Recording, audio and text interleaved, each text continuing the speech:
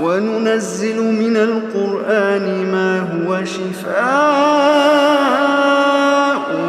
وَرَحْمَةٌ لِّلْمُؤْمِنِينَ وَلَا يَزِيدُ الظَّالِمِينَ إِلَّا خَسَارًا۔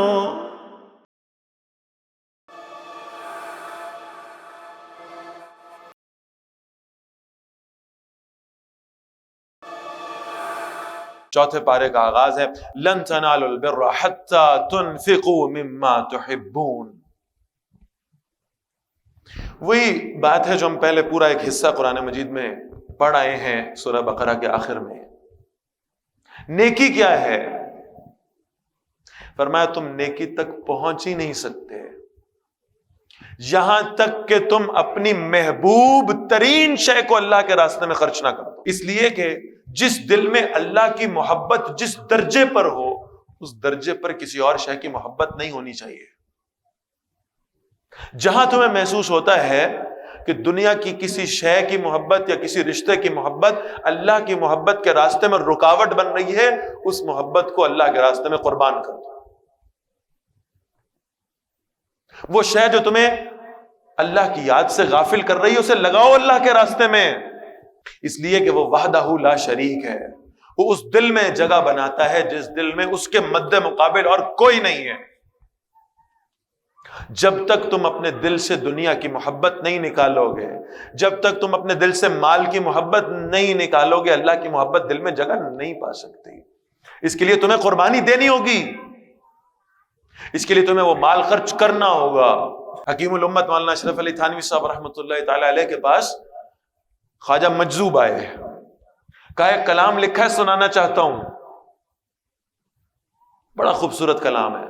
جب پہلا شعر پڑھا نا حضرت تھانوی رحمہ اللہ نے کہا اگر میرے پاس 1,00,000 روپیہ سکہ رائج الوقت ہوتا نا، آج کا 1,00,000 نہیں، اس دور کا 1,00,000 روپیہ سکہ رائج الوقت ہوتا نا، تمہارے اس پہلے شعر کے ہدیے میں وہ تمہارے قدموں میں رکھ دیتا۔ اور وہ شعر اسی آیت کی توجیہ کرتا ہے۔ خواجہ مجذوب نے لکھا تھا ہر تمنا دل سے رخصت ہو گئی، اب تو آجا، اب تو خلوت ہو گئی۔ میں اپنے دل سے ساری محبتیں نکال بیٹھا ہوں، جو میرے دل میں تھا میں اسے تیرے راستے میں قربان کر بیٹھا ہوں، اور اب میں تجھ سے مانگتا ہوں کہ تیری محبت میرے دل میں اپنی جگہ بنا لے۔ فرمایا تم نیکی تک پہنچ ہی نہیں سکتے جب تک اپنی محبوب ترین شے کو اللہ کے راستے میں خرچ نہیں کر دیتے۔ تمہیں اپنی جوانی محبوب ہے، لگاؤ اللہ کے راستے میں۔ تمہیں اپنا مال محبوب ہے، لگاؤ اسے اللہ کے راستے میں۔ تمہیں اپنی اولاد سے بڑا پیار ہے، اپنی اولاد کو دین کے راستے میں لگا دو۔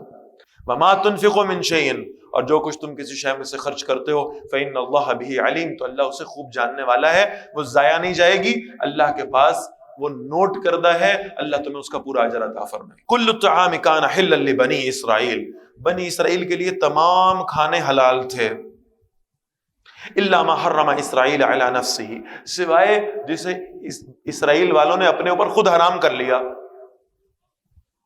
من قبل ان تنزل التوراۃ، اس سے پہلے کہ تورات نازل کی جاتی۔ یہ اصل میں ایک الزام کا جواب ہے۔ حضرت یعقوب علیہ السلام نے اپنی بیماری کی وجہ سے یا اپنی پسند کی وجہ سے اونٹ کا گوشت کھانا چھوڑ دیا تھا۔ بنی اسرائیل والوں نے قرار دیا گویا اونٹ کا گوشت کھانا اللہ نے حرام قرار دے دیا ہے، اور وہ خود پر اسے حرام سمجھتے تھے۔ جب شریعت محمدی میں صلی اللہ علیہ وسلم اونٹ کے گوشت کو حلال قرار دیا گیا تو یہودیوں نے تو طوفان اٹھا دیا کہ یہ تو حرام شے مسلمان کھا رہے ہیں۔ اللہ نے اس بات کا جواب دیا ہے کہ اونٹ کا گوشت اللہ نے تم پر حرام نہیں کیا تھا، تم نے خود اپنی مرضی سے یہ کام کیا ہے۔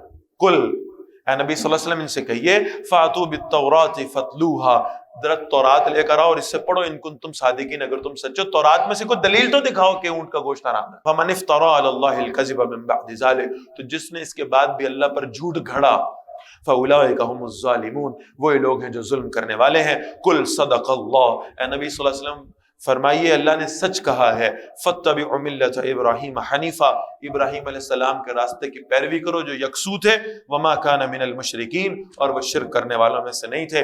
إِنَّ أَوَّلَ بَيْتٍ وُضِعَ لِلنَّاسِ لَلَّذِي بِبَكَّةَ مُبَارَكًا، دنیا کے بت قدوں میں پہلا وہ گھر خدا کا، ہم اس کے پاسباں ہیں، وہ پاسباں ہمارا۔ ان اول بیت، پہلا گھر، پہلا عبادت خانہ جو اس دنیا میں بنایا گیا تھا، وضع للناس، لوگوں کے لیے، للذی ببکہ تھا، یہ وہی ہے جو مکہ میں ہے، وہی ہے جو بیت اللہ ہے، وہی جو خانہ کعبہ ہے، مبارکن، برکت والا ہے۔ یہ نوٹ فرمائیں کہ جو ہم قبلہ اول کے الفاظ استعمال کرتے ہیں نا مسجد اقصیٰ کے لیے، اس سے مراد ہے مسلمانوں کا قبلہ اول۔ اس امت میں پہلے مسجد اقصیٰ کو قبلہ بنایا گیا تھا، اس اعتبار سے اسے قبلہ اول کہا جاتا ہے، ورنہ اس دنیا کے شروع سے قبلہ جسے قرار دیا گیا ہے وہ خانہ کعبہ ہی ہے۔ وَهُدًى لِّلْعَالَمِينَ، اور یہ تمام جہان والوں کے لیے ہدایت کا مرکز بھی ہے۔ فِيهِ آیاتٌ بَيِّنَاتٌ مقام ابراہیم، اس میں واضح نشانیاں ہیں اور مقام ابراہیم ہے۔ اللہ ہم سب کو اس کی زیارت نصیب فرما دے۔ وَمَن دَخَلَهُ كَانَ آمِنًا، جو کوئی اس میں داخل ہوا محفوظ ہو گیا، امن پا گیا۔ وَلِلَّهِ عَلَى النَّاسِ حِجُّ الْبَيْتِ، اور اللہ کے لیے لوگوں پر فرض ہے اس گھر کا حج کرنا، من استطاع الیہ سبیلا، جو بھی اس کا راستہ اختیار کرنے کی استطاعت رکھتا ہو اس پر حج فرض ہوگا۔ ومن کفر، اور جس نے کفر کیا، فإن اللہ غنی عن العالمین، تو بے شک اللہ تمام جہان والوں سے غنی ہے۔ تم نہیں جانا چاہو گے، اللہ کو اپنا گھر آباد کرنے کے لیے تمہاری ضرورت نہیں ہے۔ ساری دنیا سے لوگ کھچے چلے آتے ہیں اللہ کے گھر کی جانب، اور ایک عجیب کشش اور محبت رکھی ہے اللہ نے۔ آپ دنیا کے کسی دوسرے مقام کو لے لیں، انسان ایک دفعہ جائے، دو دفعہ جائے، چار دفعہ جائے، پھر بور ہو جاتا ہے، کہتے ہیں اب مزید جا کے کیا کرنا ہے۔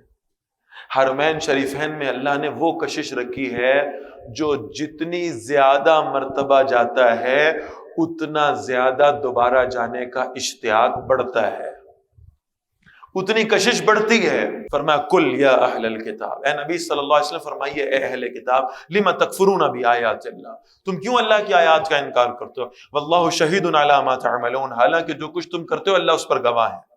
کل یا اہل الکتاب، فرمائیے اے اہل کتاب، لما تصدون عن سبیل اللہ من آمنا، تم ایمان لانے والوں کو اللہ کے راستے سے کیوں روکتے ہو، تبغونہا عوجا، تم اللہ کے راستے میں عیب تلاش کرتے ہو، وانتم شہداء، حالانکہ تم اس کے برحق ہونے کے گواہ ہو، وما اللہ بغافل عما تعملون، جو عمل تم کر رہے ہو اللہ اس سے بے خبر نہیں ہے۔ یا ایھا الذین آمنوا، اے ایمان والو، ان تطیعوا فریقا من الذین اوتوا الکتاب، اگر تم اہل کتاب میں سے کسی کا کہنا مانو گے، یردوکم بعد ایمانکم کافرین، تمہیں ایمان لانے کے بعد وہ کافر بنا دیں گے۔ وَكَيْفَ تَكْفُرُونَ، اور تم کیسے کفر کرو گے، وَأَنْتُمْ تُتْلَى عَلَيْكُمْ آیَاتُ اللَّهِ، حالانکہ تم پر اللہ کی آیات تلاوت کی جاتی ہیں، وَفِيكُمْ رَسُولُ، اور تمہارے درمیان اللہ کے رسول بھی موجود ہیں صلی اللہ علیہ وسلم، کفر کی کوئی گنجائش نہیں ہے۔ وَمَن يَعْتَصِم بِاللَّهِ، اور جو کوئی اللہ سے چمٹ گیا، فَقَدْ هُدِيَ إِلَىٰ صِرَاطٍ مُسْتَقِيمٍ، یقیناً اسے سیدھے راستے کی طرف ہدایت دی گئی ہے۔ یا ایھا الذین آمنوا، اے ایمان والو، اتقوا اللہ حق تقاتہ، اے ایمان والو اللہ کا تقوی اختیار کرو جیسا تقوی اختیار کرنے کا حق ہے، جیسا تقوی اختیار کرنے کا حق ہے، جیسا اللہ کی نافرمانی سے بچنے کا حق ہے، جیسا اللہ سے ڈرنے کا حق ہے۔ ہم تو تلاوت کر کے گزر جائیں گے، صحابہ لرز اٹھے تھے، لرز اٹھے، یا رسول اللہ صلی اللہ علیہ وسلم، اللہ کا حق کون ادا کر سکتا ہے؟ کس میں یہ استطاعت ہے، کس میں یہ طاقت ہے کہ وہ اللہ کا حق ادا کر سکے؟ ہم اس کی وسعت نہیں رکھتے، یہ تو بڑا مشکل حکم آ گیا۔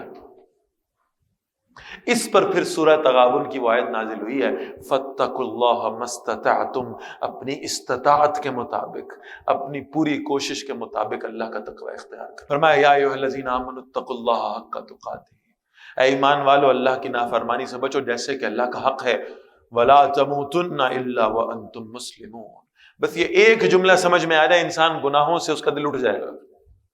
دیکھو تمہیں موت نہ آئے مگر اس حالت میں کہ تم فرما بردار ہو اللہ کے۔ انسان جب کوئی گناہ کرنے لگے تو صرف اتنا سوچ لے کہ اس گناہ کے کرنے کے دوران اگر مجھے موت آ گئی تو میں اللہ کے حضور کیسے حاضر ہوں گا۔ ایک شرابی شراب پی رہا ہے، اگر اسی حالت میں مر گیا تو کیسے جائے گا اللہ کے سامنے؟ شراب کی حالت۔ ایک چور چوری کر رہا ہے، وہی موت آ گئی تو اللہ کے سامنے کیسے پیش ہوگا؟ وہ جس میں ہم دنیا والوں سے حیا کرتے ہیں، ایک نوجوان سگریٹ پینا ہے نا اس نے تو کسی کونے میں جائے گا، کوئی ایسی جگہ تلاش کرے گا جہاں اسے کوئی دیکھنے والا نہ ہو، چھپ کر سگریٹ پیے۔ کتنا خیال کرتے ہیں ہم کہ دنیا والوں کو ہماری ان بدعمالیوں کا پتہ نہ چل جائے۔ یا کبھی یہ نہیں سوچتے کہ ہر وقت وہ رب العالمین ہمیں دیکھ رہا ہے، ہم سب کی نگاہوں سے بچ سکتے ہیں، اللہ کی نگاہوں سے چھپ نہیں سکتے۔ سورہ رحمان میں اللہ نے اجازت دی، جاؤ اگر تم استطاعت رکھتے ہو نا، جاؤ اس کونے میں چلے جاؤ کائنات کے جہاں اللہ تمہیں نہیں دیکھ رہا، جہاں اللہ کی بادشاہت نہیں، جاؤ جہاں وہاں جا کے گناہ کر لو۔ ڈھونڈو کوئی ایسی جگہ جہاں اللہ تمہیں نہ دیکھتا ہو۔ لا تنفذون الا بسلطان، اپنی پوری کوشش اور جدوجہد کے باوجود تم ایسی جگہ تلاش نہیں کر سکتے تو مانو کہ ہر جگہ پر اللہ کی بادشاہی ہے اور ہر جگہ اللہ کی تم پر نظر ہے، اور گناہوں سے باز آ جاؤ۔ اللہ ہمیں اس کی توفیق عطا فرمائے۔ وَاعْتَصِمُوا بِحَبْلِ اللَّهِ جَمِيعًا، بہت خوبصورت حصہ ہے سورہ آل عمران کا۔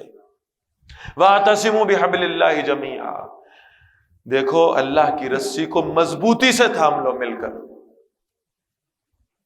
صحابہ نے پوچھا یا رسول اللہ صلی اللہ علیہ وسلم یہ اللہ کی رسی کیا ہے؟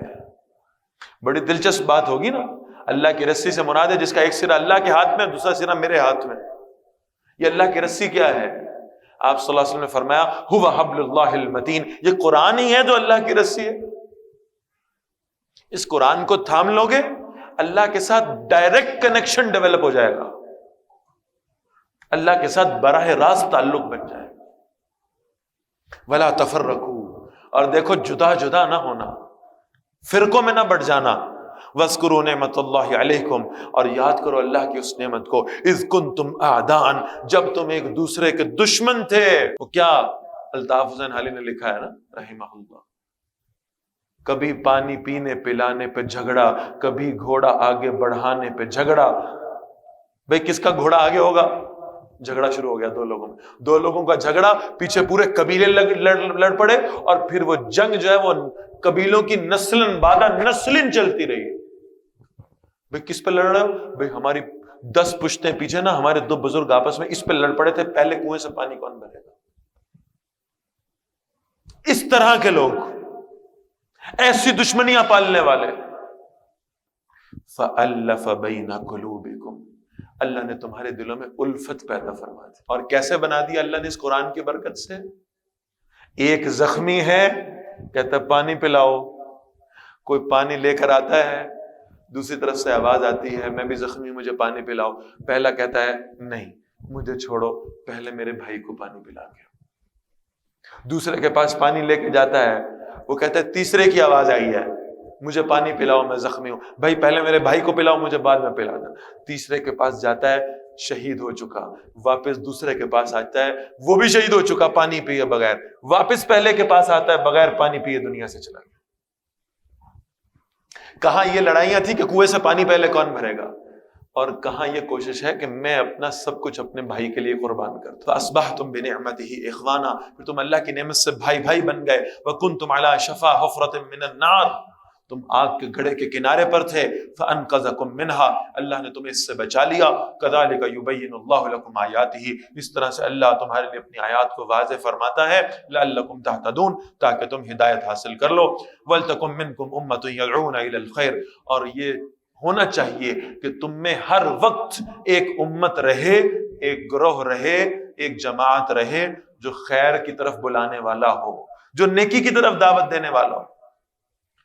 وَيَأْمُرُونَ بِالْمَعْرُوفِ، وہ نیکی کا حکم دیتا ہو، وَيَنْهَوْنَ عَنِ الْمُنْكَرِ، اور برائی سے روکتا ہو، وَأُولَٰئِكَ هُمُ الْمُفْلِحُونَ، یہی وہ لوگ ہیں امر بالمعروف کرنے والے، نہیں عن المنکر کرنے والے، جو فلاح پانے والے ہیں، کامیاب ہونے والے ہیں۔ اللہ ہمیں ان میں شامل فرما دے۔ وَلَا تَكُونُوا كَالَّذِينَ تَفَرَّقُوا، ان لوگوں کی طرح نہ ہو جانا جو جدا جدا ہو گئے، وَاخْتَلَفُوا، اور انہوں نے اختلاف کیا، مِن بَعْدِ مَا جَاءَهُمُ الْبَيِّنَاتُ، اس کے بعد کہ ان کے پاس واضح تعلیمات آ چکی، وَأُولَٰئِكَ لَهُمْ عَذَابٌ عَظِيمٌ، اور یہی وہ لوگ ہیں جن کے لیے بڑا عذاب ہے۔ یوم تبیض وجوہ وتسود وجوہ، قیامت کے دن کا نقشہ کھینچا ہے اللہ نے۔ اس دن کچھ چہرے ہوں گے جو بڑے روشن ہوں گے، اور کچھ چہرے ہوں گے جو بڑے سیاہ ہوں گے۔ فَأَمَّا الَّذِينَ اسْوَدَّتْ وُجُوهُهُمْ، تو وہ لوگ جن کے چہرے سیاہ ہوں گے، انہیں کہا جائے گا اَکَفَرْتُمْ بَعْدَ ایمانکم، تم ایمان لانے کے بعد پھر کفر کی طرف چلے گئے تھے۔ فَذُوقُوا الْعَذَابَ بِمَا كُنْتُمْ تَكْفُرُونَ، چکھو عذاب اس وجہ سے کہ تم کفر کرتے تھے۔ وَأَمَّا الَّذِينَ ابْيَضَّتْ وُجُوهُهُمْ، وہ جن کے چہرے اس دن روشن ہوں گے، اللہ ہمیں ان روشن چہرے والوں میں شمار فرما لے قیامت کے روز۔ ففی رحمت اللہ، یہ روشن چہروں والے، یہ پر نور چہروں والے قیامت کے دن اللہ کی رحمت میں شامل ہوں گے۔ ہم فیہا خالدون، اس میں ہمیشہ رہنے والے ہوں گے۔ تلک آیات اللہ، یہ اللہ کی آیات ہیں۔ نتلوها علیک بالحق، اے نبی صلی اللہ علیہ وسلم ہم حق کے ساتھ ان کو آپ پر تلاوت کرتے ہیں۔ وما اللہ یرید ظلما للعالمین، اور اللہ جہان والوں پر کوئی ظلم نہیں کرنا چاہتا۔ وللہ ما فی السماوات وما فی الارض، اور جو کچھ آسمانوں میں ہے اور جو کچھ زمین میں سب اللہ ہی کا ہے۔ وَإِلَى اللَّهِ تُرْجَعُ الْأُمُورُ، اور تمام معاملات تو اللہ ہی کی طرف لوٹائے جاتے ہیں۔ كُنْتُمْ خَيْرَ أُمَّةٍ أُخْرِجَتْ لِلنَّاسِ، ہم پیچھے پڑھ آئے ہیں، بنی اسرائیل کو اللہ نے فضیلت دی تھی، بہترین امت بنایا تھا، پھر انہیں اس درجے سے معزول کیا گیا، اور پھر اللہ نے یہ فضیلت والی امت بنایا ہے محمد الرسول اللہ صلی اللہ علیہ وسلم کی امت کو۔ مسلمانوں تم بہترین امت ہو، اور تم کیوں بہترین ہو؟ تمہاری کون سی کوالٹی ہے جس پر تمہیں بہترین امت بنایا گیا ہے؟ اخرجت للناس، تمہیں لوگوں کی طرف نکالا گیا ہے، بھیجا گیا ہے تمہیں لوگوں کی طرف۔ تعمرون بالمعروف، تم نیکی کا حکم دیتے ہو، وتنہون عن المنکر، اور تم برائی سے روکتے ہو، وتؤمنون باللہ، اور تم اللہ پر ایمان رکھتے ہو۔ جب تک امت مسلمہ نیکی کا حکم دیتی رہے گی، برائی سے روکتی رہے گی، اس درجے پر فائز رہے گی، اور جب یہ کام چھوڑ دے گی، اللہ کے رسول فرماتے ہیں صلی اللہ علیہ وسلم، یہ ایک وقت آئے گا تم لوگوں کو نیکی کا حکم دینا چھوڑ دو گے، برائی سے روکنا چھوڑ دو گے، اس کے بعد تم اللہ سے ہاتھ اٹھا کر دعائیں مانگو گے، اللہ تمہاری دعائیں نہیں قبول کرے گا۔ پورے قرآن مجید کا واحد مقام یہ محسوس ہوتا ہے۔ باقی پورے قرآن کا اسلوب یہ ہے کہ پہلے ایمان کا ذکر ہے، پھر عمل کا ذکر ہے۔ آمنوا وعملوا الصالحات، آپ یہاں دیکھیں یہ کتنا خوبصورت عمل ہے کہ پہلے عمل کا ذکر آیا، پھر ایمان کا ذکر آیا۔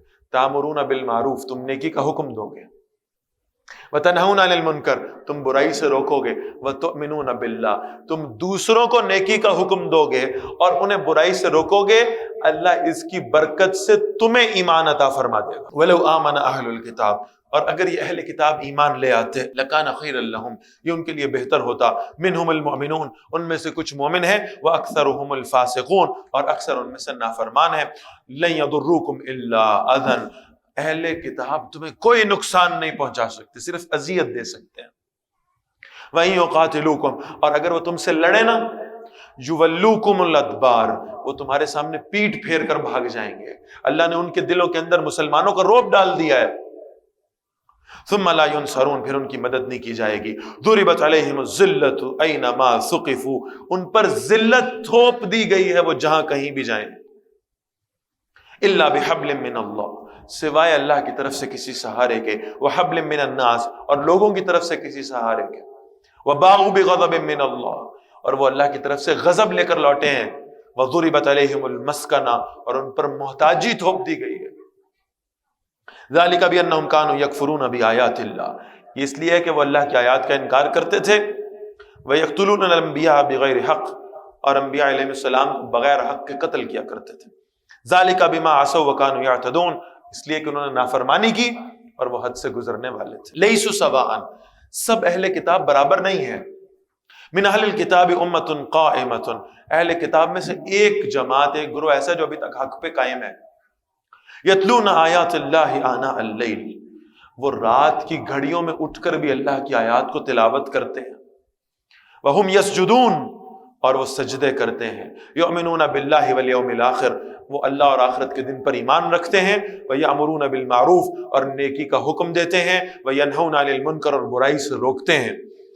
ویسارعون فی الخیرات، اور ایک دوسرے سے نیکیوں میں جلدی کرتے ہیں، وَأُولَئِكَ مِنَ الصَّالِحِينَ، یہ لوگ صالحین میں سے ہیں، وَمَا يَفْعَلُوا مِنْ خَيْرٍ، اور جو کوئی بھی وہ نیکی کریں فَلَن يُكْفَرُوا، تو ہرگز ان کی ناقدری نہیں کی جائے گی، وَاللَّهُ عَلِيمٌ بِالْمُتَّقِينَ، اور اللہ تقوی والوں کو خوب جاننے والا ہے، إِنَّ الَّذِينَ كَفَرُوا، بے شک جن لوگوں نے کفر کیا، لن تغنی عنہم اموالہم ولا اولادہم من اللہ شیئا، ان کے مال، ان کی اولادیں اللہ کے سامنے ان کے کوئی کام نہیں آنے والے، وَأُولَئِكَ أَصْحَابُ النَّارِ، اور یہ لوگ جہنم والے ہیں، ہم فیہا خالدون، اس میں ہمیشہ رہیں گے، مثل ما ينفقون فی هذه الحیات الدنیا، اس کی مثال جو اس دنیا کی زندگی میں خرچ کرتے ہیں وہ ایسے ہے کمثل ریح فیہا سر، ایک ہوا ہے جس میں بڑی شدید ٹھنڈ ہے، اصابت حرث قوم ظلموا انفسهم، وہ ایسی قوم کی کھیتی پر جا پڑے جس نے اپنی جانوں پر ظلم کیا ہو، فاہلکتہ، تو وہ اس کھیتی کو برباد کر کے رکھ دیتی ہے۔ تم دنیا میں جو کچھ بھی انویسٹ کرو گے وہ تمہارے کام آنے والا نہیں ہے۔ وما ظلمهم اللہ، اللہ نے ان پر کوئی ظلم نہیں کیا، ولکن انفسهم یظلمون، لیکن وہ اپنی جانوں پر خود ظلم کرنے والے ہیں۔ یا ایھا الذین آمنوا، اے ایمان والو، لا تتخذوا بطانۃ من دونکم، اپنوں کے سوا کسی کو رازدار نہ بنایا کرو، لا یعلونکم خبالا، وہ تمہیں تباہ کرنے میں کوئی کسر نہیں چھوڑیں گے، ودوا ما عنتم، وہ پسند کرتے ہیں کہ تم کسی مصیبت میں جا پڑو، قد بدت البغضاء من افواہہم، ان کی دشمنی ان کے منہ سے، ان کے چہروں سے واضح ہوتی ہے، وما تخفی صدورہم اکبر، اور جو ان کے سینوں میں بغض چھپا ہوا ہے نا مسلمانوں کا، جو دشمنی ہے، وہ تو اس سے بھی کہیں زیادہ ہے۔ قد بینا لکم الآیات ان کنتم تعقلون، یقیناً ہم نے تمہارے لیے آیات واضح کرتی ہیں اگر تم سمجھتے ہو۔ ہاں انتم اولائی تحبونہم، مسلمانوں تم تو ان سے محبتیں کرتے ہو، تم تو ان کفار کی مروبیت میں گرفتار ہو، ولا یحبونکم، وہ تم سے محبت نہیں کرتے، وتؤمنون بالکتاب کلہ، اور تم تمام کتابوں پر ایمان رکھتے ہو، وَإِذَا لَقُوكُمْ قَالُوا آمَنَّا، جب وہ تم سے ملتے کہتے ہیں ہم ایمان لائے، وَإِذَا خَلَوْا، اور جب اکیلے ہوتے ہیں، عَضُّوا عَلَيْكُمُ الْأَنَامِنَ مِنَ الْغَيْظِ، انہیں مسلمانوں پر اتنا غصہ ہے، اتنا غیظ و غضب ہے، اپنی انگلیاں چبا جاتے ہیں غصے میں، اتنی نفرت ہے انہیں اہل اسلام سے۔ قل، اے نبی صلی اللہ علیہ وسلم ان سے کہیے، موتوا بغیظکم، اپنے اس غصے میں مر جاؤ، ان اللہ علیم بذات الصدور، بے شک اللہ سینوں کے راز خوب جاننے والا ہے۔ ان تمسسکم حسنۃ تسؤہم، اگر تمہیں کوئی بھلائی پہنچتی ہے، تمہیں کوئی فائدہ ہوتا ہے، انہیں برا لگتا ہے۔ وَإِن تُصِبْكُمْ سَيِّئَةٌ يَفْرَحُوا بِهَا، اور اگر تمہیں کوئی تکلیف پہنچتی ہے تو اس پر وہ خوش ہوتے ہیں۔ وَإِن تَصْبِرُوا وَتَتَّقُوا، اور اگر تم صبر کر لو اور تقوی اختیار کر لو، لا یضرکم کیدہم شیئا، تمہیں ان کی سازش کوئی نقصان نہیں پہنچا سکتی۔ ان اللہ بما یعملون محیط، بے شک جو کچھ وہ کر رہے ہیں اللہ تعالیٰ اس کا احاطہ کرنے والے ہیں۔